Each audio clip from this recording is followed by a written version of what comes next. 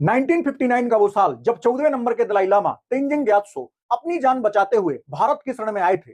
तिब्बत और भूटान के रास्ते होते हुए सबसे पहले ही अरुणाचल प्रदेश के तवांग शहर पहुंचे, क्योंकि भारत के तत्कालीन प्रधानमंत्री पंडित जवाहरलाल नेहरू जी के द्वारा इनको भारत में शरण देने का आश्वासन दिया गया था और इन्होंने हिमाचल प्रदेश के धर्मशाला में स्थित मैक्लोडगंज को अपने सेंटर के तौर पर चुना।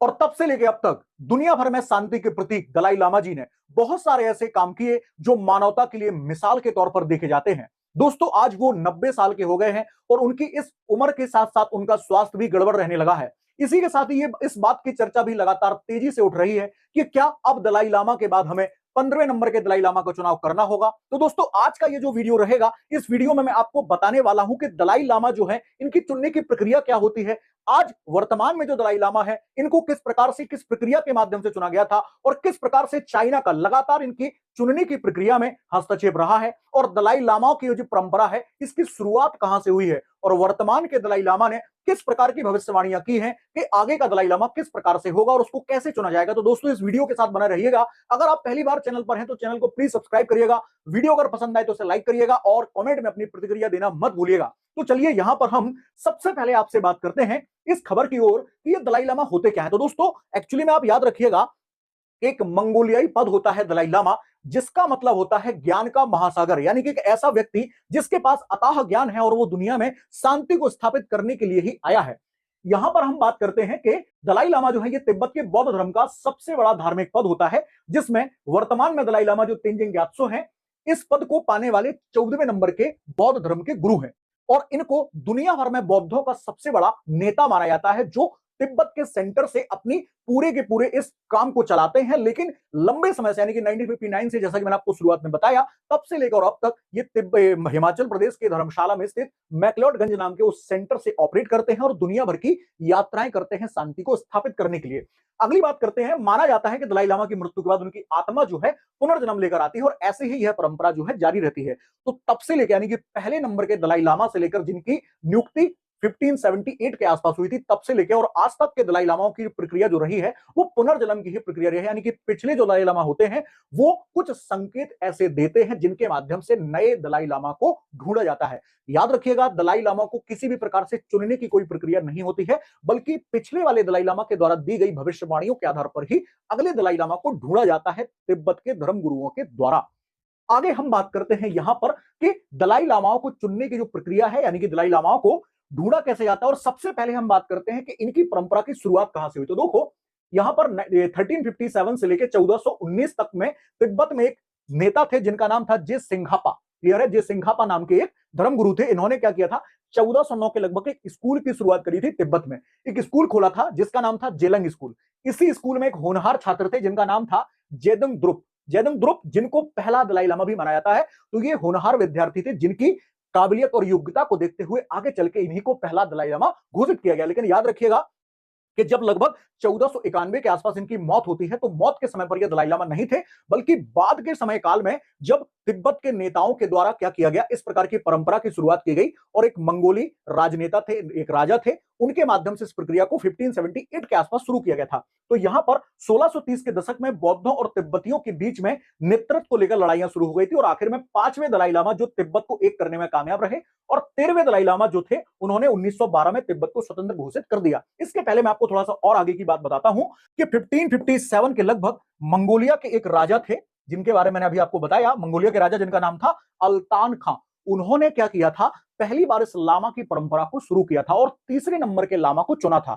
और जैसे ही तीसरे नंबर के लामा जो सोनम ग्यात्सो थे, इनका जो चुनाव है ये हुआ था 1578 के आसपास और इन्हीं को चुनने के बाद पिछले जो दलाई लामा है जो दो, उनका भी चुनाव किया गया था। जैसे इसके अलावा हम बात करते हैं, ये तो दूसरे नंबर के हुए सोनम, इसके अलावा तीसरे दलाई लामा जो हैं आगे उनको भी दलाई लामा की जिम्मेदारी जो है ये दी गई। तो पहले दो दलाई लामा जो है ये हैं गेंदुंग द्रुपा और इसके अलावा गेंदुंग ग्यात्सो जो है इनको मरणोपरांत जो है क्या है दलाई लामा घोषित किया गया था। तो हम बात करें तो शुरुआत के जो 3 दलाई लामा है इनको मरणोपरांत क्या किया गया था, दलाई लामा की उपाधि दी गई थी। दलाई लामा मतलब ज्ञान का महासागर, जो दुनिया भर में बौद्ध धर्म के लोगों को संदेश देता है शांति का। अब चलिए हम आगे थोड़ा सा चलते हैं। यहां पर आप सभी लोग ध्यान रखिएगा कि तेंजिंग ग्यात्सो जो वर्तमान में दलाई लामा है, इनके बारे में आपको थोड़ा सा बताता हूं। ये देखिए उनकी चाइल्ड की फोटो है, यानी कि जब वो बच्चे थे उस समय। याद रखें आप इनका जो जन्म है 14वें नंबर के दलाई लामा जो है, इनका जो जन्म है, इनका मूल नाम क्या है? तेंजिन ग्यात्सो। इनका जन्म 6 जुलाई 1935 को हुआ था। वर्तमान में उनकी उम्र जो है लगभग 90 साल है। इनके बारे में आप याद रखना कि 1959 के लगभग ये चाइना को छोड़कर, यानी कि बात करें तिब्बत को छोड़कर, अरुणाचल प्रदेश के तवांग नाम के शहर में पहुंचे थे अपनी जान बचाते हुए।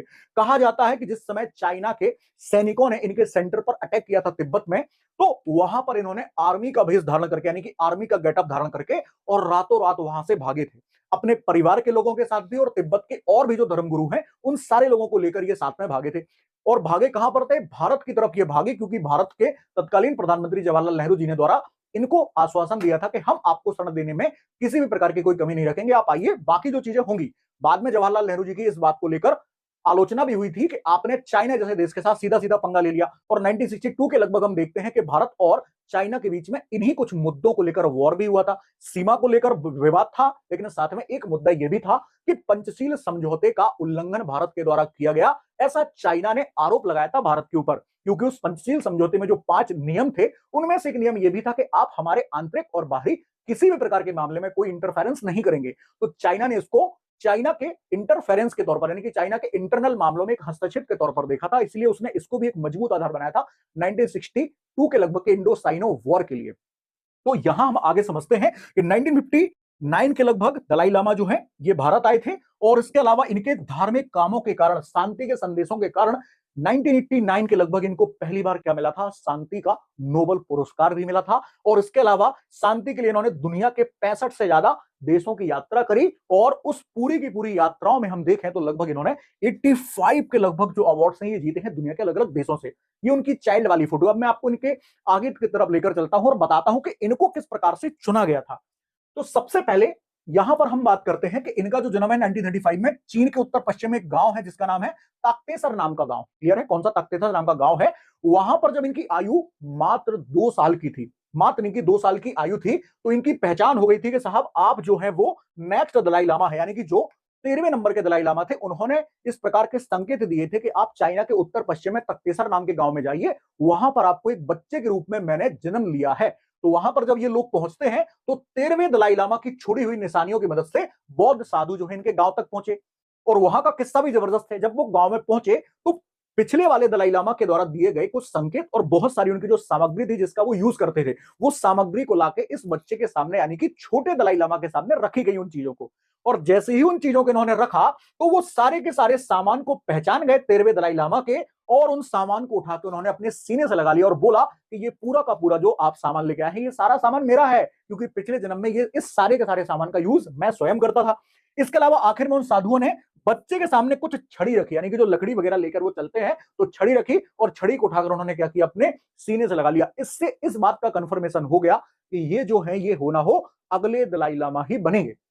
इसके बाद हम बात करते हैं कि तिब्बत के धर्मगुरुओं ने जब दलाई लामा को देखा तो पाया कि 13वें दलाई लामा थोबतेन ग्यात्सो जो है ये उन्हीं के अवतार हैं। और सभी टेस्ट पास कर लेने के बाद धर्म गुरुओं ने लेहामो थोंडुप, यानी कि तेंजिन ग्यात्सो का एक और नाम है जिसे हम कहते हैं लेहामो थोंडुप, को धर्म की शिक्षा दी। और धर्म की शिक्षा देने के बाद उनको दलाई लामा के रूप में मान्यता दे दी। और ये बात है लगभग 1940 की। तो 1940 में फिर उनको गद्दी पर बैठा दिया गया और साथ में धर्म की शिक्षा भी तरीके से उनको तिब्बत के धर्म गुरुओं के द्वारा दी गई। और तब से लेकर अब तक वो क्या कर रहे हैं? इसी प्रकार का तप कर रहे हैं और लोगों में शांति का संदेश जो है वो देते हैं। इनके बारे में माना जाता है कि ये बोधिसत्वों के जो कॉन्सेप्ट है उन बोधिसत्वों में से एक बोधिसत्व है जिनका नाम है अवलोकितेश्वर।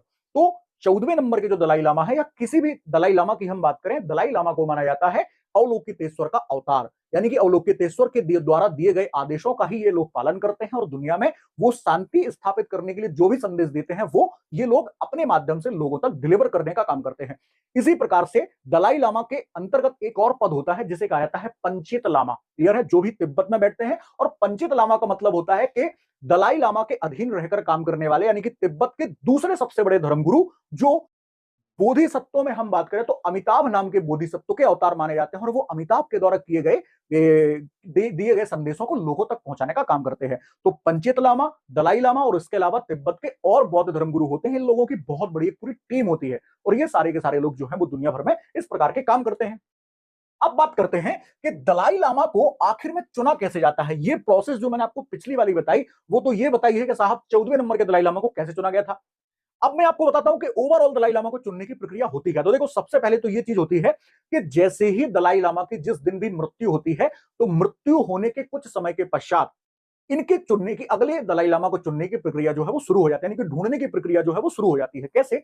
तो जब उनको अग्नि में दहन किया जाता है, यानी कि जब उनका शवदाह किया जाता है, तो उससे उठता हुआ धुआं जिस दिशा में जाता है, उसी दिशा में तिब्बत के सारे धर्मगुरु जो है वो उसी दिशा में क्या करते हैं, सर्च करते हैं नेक्स्ट दलाई लामा को।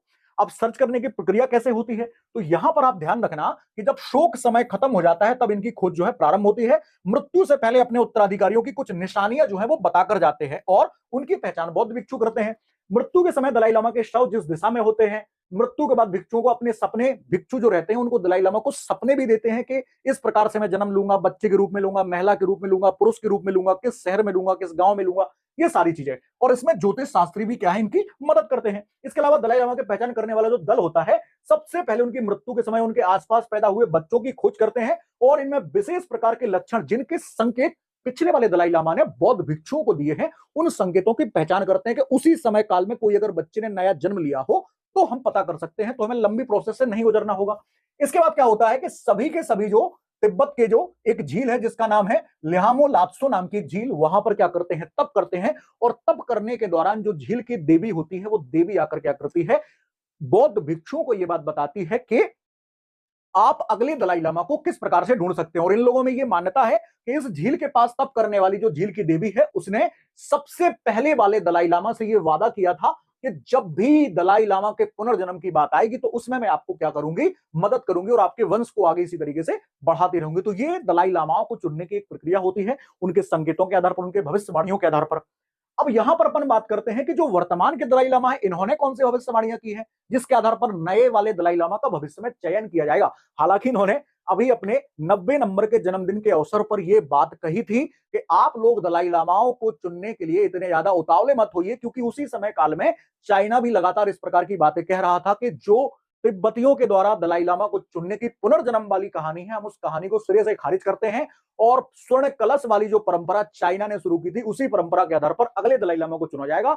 और अगले दलाई लामा को जब तक चाइना अपनी परमिशन नहीं देगा तब तक हम उसे अवैध मानेंगे। तो तिब्बतियों की प्रोसेस को उन्होंने कैंसिल कर दिया था। तो इन्होंने ये कहा कि आप दलाई लामा के चयन को लेकर इतने ज्यादा उतावले मत होइए, क्योंकि मैं 130 साल तक जीवित रहूंगा और 130 साल तक मैं दुनिया की सेवा करूंगा और उसी के बाद फिर मैं बताऊंगा कि अगला दलाई लामा किस प्रकार से हो सकता है। लेकिन उन्होंने फिर भी कुछ भविष्यवाणियां की। उन्होंने कहा है कि जो उनका उत्तराधिकारी होगा ये आजाद देश में पैदा होगा, यानी कि ना वो तिब्बत में होगा ना ही वो चाइना वाले क्षेत्र में होगा। इससे यह अंदाजा लगाया जा सकता है कि अगले दलाई लामा तिब्बत या चीन में पैदा ना होकर भारत में पैदा हो सकते हैं। इसके अलावा भारत में जो वर्तमान में बौद्ध भिक्षु रहते हैं लगभग 1,40,000 के आसपास, इन तिब्बतियों में से अगले दलाई लामा की खोज जो है ये हो सकती है, इन्होंने ये संकेत दिया। इसके अलावा अगला दलाई लामा कोई बच्चा नहीं बल्कि कोई वयस्क हो सकता है। जिस प्रकार से इनको मात्र 2 साल की आयु में दलाई लामा के रूप में चुन लिया गया था, यहां पर याद रखना है कि इन्होंने ये बताया है कि अब अगला दलाई लामा बच्चा नहीं वयस्क हो सकता है। इसके अलावा जरूरी नहीं है कि अगला दलाई लामा पुरुष ही हो। इन्होंने ये भी बताया कि इस बार का दलाई लामा जो वो स्त्री भी हो सकती है, जो दुनिया को उसी प्रकार के संदेश दे सकती है जिस प्रकार से संदेश हमारे और पिछले दलाई लामाओं ने दिए हैं। अब यहां पर आप याद रखना कि दलाई लामा तेंजिंग ग्यात्सो जो है, इन्होंने वीडियो संदेश के माध्यम से कहा है कि उन्होंने अपने उत्तराधिकारी के चयन की जिम्मेदारी गादेन फुडोंग नाम के ट्रस्ट को सौंपी है। अब ये गादेन फुडोंग ट्रस्ट कौन सा है? तो याद रखना कि दलाई लामा ने जब देखा कि तिब्बती धर्मगुरुओं में उत्तराधिकारी को लेकर किसी प्रकार का कोई विवाद ना हो, इसीलिए 2015 के लगभग उन्होंने पूरे के पूरे प्रशासन को संभालने के लिए, यानी कि एडमिनिस्ट्रेशन को संभालने के लिए इस प्रकार का ट्रस्ट बनाया। इसका काम क्या होता है कि दलाई लामा से जुड़े हुए मामलों का ये देखरेख करती है और अगले दलाई लामा कैसे होंगे, कौन होंगे, इनके बारे में पूरा बातचीत करती है। तो इस घोषणा के बाद इन चर्चाओं पर विराम लग गया, जिसमें कहा गया था कि चीन ने जो है वो अगले दलाई लामा की नियुक्ति की जिम्मेदारी खुद लेकर रखी और उन्होंने बोल दिया कि तिब्बती परंपरा के आधार पर अगले दलाई लामा को चुनाव नहीं होगा और अगर किसी प्रकार से आपने चुनाव कर भी लिया तो हम उस प्रोसेस को कैंसिल कर देंगे और उसे अवैध घोषित कर देंगे।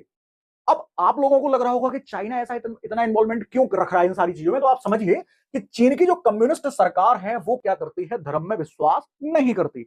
और जब वो धर्म में विश्वास नहीं करती तो तिब्बतियों के द्वारा अपनी प्रोसेस के माध्यम से जो कई 100 वर्षों से चली आ रही है उस प्रोसेस से चुने हुए दलाई लामा को क्यों मान्यता देगी? वो ये चाहती है कि तिब्बत में एक ऐसा दलाई लामा बैठे जो उनके हाथों की कठपुतली रहे और उनकी हाथों की कठपुतली रहने के साथ साथ समय के साथ इस प्रकार की मांग भी कभी ना उठाए कि तिब्बत जो है वो चाइना से स्वतंत्र है। वो खुद ही आके ये कह दे कि तिब्बत जो है वो चाइना का ही हिस्सा है और यहां पर जो दलाई लामा है वो चाइना के डोमिनेंस में है। चाइना सिर्फ और सिर्फ ये चाहता है, तो चाइना क्या चाहता है, अपनी पसंद का दलाई लामा जो है नियुक्त करके और दलाई लामा का टोटल जो प्रभाव यानी कि जो उनका डोमिनेंस है दुनिया भर में बौद्ध भिक्षुओं पर, बौद्ध लोगों पर, उस डोमिनेंस को खत्म करना चाहता है और चाहता है कि पूरी दुनिया में जो है वो हमारे दबदबे वाला दलाई लामा रहे। इसके अलावा चीन की सरकार ने इसी प्रोसेस को खत्म करने के लिए 2007 में तिब्बत के धर्मगुरुओं की नियुक्ति में चीन सरकार की मंजूरी जरूरी होने का एक नियम बना दिया था। और चीन का कहना है कि अगले साल दलाई लामा चीन से ही होने चाहिए, दूसरे किसी देश में पैदा हुए अगर उत्तराधिकारी होता है तो उसे हम इलीगल यानी कि अवैध घोषित कर देंगे। इतना दबदबा है भाई साहब लोगों का, इतना दबा के रखते हैं आसपास के लोगों को। इसके अलावा इन्होंने एक स्टेटमेंट भी दिया था कि दलाई लामा हो चाहे पंचेन लामा हो चाहे अन्य धर्मगुरु हो, उनका चुनाव स्वर्ण कलश से चिट्ठी निकाल कर ही होना चाहिए और इसमें चीन की सरकार की मंजूरी होनी चाहिए। अब चाइना ऐसा क्यों चाहता है कि स्वर्ण कलश से चिट्ठी निकाल कर ही हम दलाई लामा, पंचेत लामा और अन्य धर्मगुरुओं की नियुक्ति करें? क्योंकि कहा जाता है कि जो स्वर्ण कलश में चिट्ठियां डाली जाती हैं, उन चिट्ठियों को डालने वाले जो लोग होते हैं वो चाइना के प्रभाव में है। और चाइना जिस एक व्यक्ति को चुनना चाहती है, दलाई लामा, पंचेत लामा, उन सारे के सारे लोगों में उन्हीं के नाम चिट्ठियों में रहेंगे जिनको चाइना चाहता है। तो यहां पर तिब्बत की सरकार ने या तिब्बत का जो प्रशासन है उसने ये कहा कि साहब हम इस प्रकार की प्रोसेस को फॉलो नहीं करेंगे और इस प्रकार की प्रोसेस को मान्यता नहीं देंगे क्योंकि इसमें चाइना का सीधा सीधा इन्वॉल्वमेंट होगा। तो दरअसल 1792 में स्वर्ण कलश से चिट्ठी निकालकर दलाई लामा और अन्य बौद्ध गुरुओं का चुनाव जो है इसकी परंपरा शुरू हुई थी और जिससे धर्मगुरुओं के चुनाव में कोई पक्षपात ना हो, चाइना ऐसा कहता था। इसके अलावा 11वें नंबर के और 12वें नंबर के दलाई लामा का चुनाव इसी प्रक्रिया से हुआ था, लेकिन 13वें नंबर के जो दलाई लामा है उनके जमाने से इस प्रोसेस को बंद कर दिया गया और फिर 12वें नंबर के दलाई लामा ने जिस प्रकार से पुनर्जन्म के संकेत दिए उनके आधार पर 13वें नंबर के दलाई लामा का चयन हुआ था और इन्हीं के आधार पर 14वें नंबर का भी चयन हुआ था। आलोचकों ने यह बात कही थी कि इस प्रक्रिया में चीन जो है वो हेर फेर कर सकता है, किसमें, स्वर्ण कलश वाली प्रक्रिया में। तो अब अपन थोड़ा सा यहां पर बात करते हैं कि चाइना जो है उसने क्या किया अचानक से, कि दरअसल चाइना ने दलाई लामा, है ना, दरअसल दलाई लामा ने 5 साल के बच्चे की पहचान जो है वो 11वें नंबर के पंचेत लामा के रूप में की थी। मैं बता रहा हूं आपको यहां पर कि चाइना ने इस प्रकार की प्रोसेस में किस प्रकार से बीच बीच में घुस घुस के और अपनी डोमिनेंस को दिखाने का प्रयास किया। तो यहां याद रखना कि 11वें नंबर के पंचेत लामा के रूप में की थी। चीन ने इस बच्चे और परिवार को क्या कर लिया, अगवा कर लिया। क्यों कर लिया? क्योंकि ये जो दलाई लामा थे यानी कि जो ये जो पंचेत लामा थे, इन्होंने चाइना के सरकार के सामने झुकने से मना कर दिया, इसलिए इनको परिवार सहित क्या कर लिया, अगवा कर लिया। और अगवा करने के बाद आज तक उनका कोई पता नहीं चला और फिर 5 साल के बाद, मतलब बात करें हम कुछ समय के बाद, 5 साल के ही दूसरे एक बच्चे को जिसका नाम था ज्ञानसेन नोरबू, उनको क्या कर दिया, पंचेत लामा घोषित कर दिया। और हाल ही में 2025 में आपको याद होगा कि पंचेत लामा चाइना के चाइना के जो राष्ट्रपति हैं जिनका नाम है शी जिनपिंग, उनके साथ में उन्होंने क्या करी थी, मुलाकात करी थी और उनके प्रति निष्ठा दिखाने का भी वादा किया था। यानी कि सीधी सी बात है, पंचेत लामा को वो अपने हिसाब से नियुक्त करना चाहते हैं और साथ में दलाई लामा को भी, ताकि चाइना का प्रभाव तिब्बत और उसके समूचे क्षेत्र में बना रहे। ये इनकी मीटिंग की एक तस्वीर है, यहां लिखा है Xi Jinping receives visit from Panchen Rinpoche. तो ये पंचेत लामा है जिन्होंने 6 जून को अभी हाल ही में मुलाकात की है। तो दोस्तों ये था ये पूरा का पूरा मुद्दा। इस मुद्दे को मैंने आपके सामने पूरे तरीके से रखने का प्रयास किया। उम्मीद करता हूं ये वीडियो आपको पसंद आया होगा। आप लोगों की क्या प्रतिक्रिया है, आप क्या चाहते हैं कि अगला दलाई लामा किस प्रोसेस से नियुक्त होना चाहिए? क्या चाइना की जो प्रोसेस है, चाइना जो चाहता है, क्या आपको वो सही लगता है, या वर्षों से चली आ रही जो एक फेयर प्रोसेस है दलाई लामा को चुनने की, तिब्बतियों की जो प्रोसेस है, क्या उसी प्रोसेस को जारी रहना चाहिए? चाइना इस पर क्या करेगा, उसका क्या स्टैंड होगा? आप लोग मुझे कमेंट के माध्यम से जरूर बताइएगा। मिलते हैं अगले वीडियो में। All the best. भारत माता की जय।